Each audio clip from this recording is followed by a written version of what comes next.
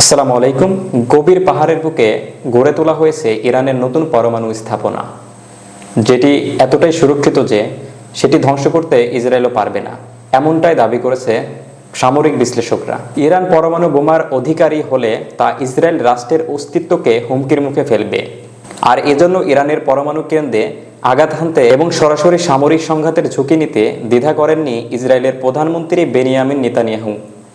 তবে এক্ষেত্রে ইসরায়েলের যে যুক্তরাষ্ট্রের সহায়তা ছাড়া এককভাবে সফল হতে পারবে না তা স্পষ্ট করে তুলে ধরেছেন সাবেক ইসরায়েলি কূটনৈতিক ও রাজনৈতিক বিশ্লেষক আলন পিঙ্কাস।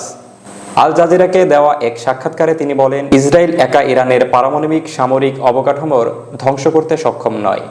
এর জন্য প্রয়োজন বিশেষ ধরনের বাংকার, ধ্বংসকারী বোমা, ভারী বোমারু বিমান এবং উন্নত ডেলিভারি সিস্টেম, যেগুলো কেবল যুক্তরাষ্ট্রেরই কাছে আছে।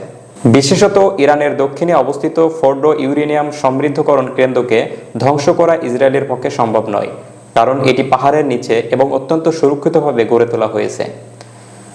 সাধারণ বোমা হামলা বা ক্ষেপণাস্ত্রের আঘাতে এই কেন্দ্রের কোনো ক্ষতি হবে না। তাই ইসরায়েল যতই সফলতা দাবি করুক, এই কেন্দ্র ধ্বংস করা যে ততটাই সহজ নয়।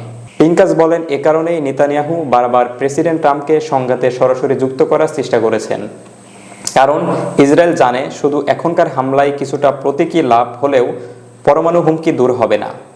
এই জটিলতা ও গভীর স্থাপনার বিরুদ্ধে কার্যকর হামলা চালানো যুক্তরাষ্ট্রের অংশগ্রহণ ছাড়া সম্ভব নয়।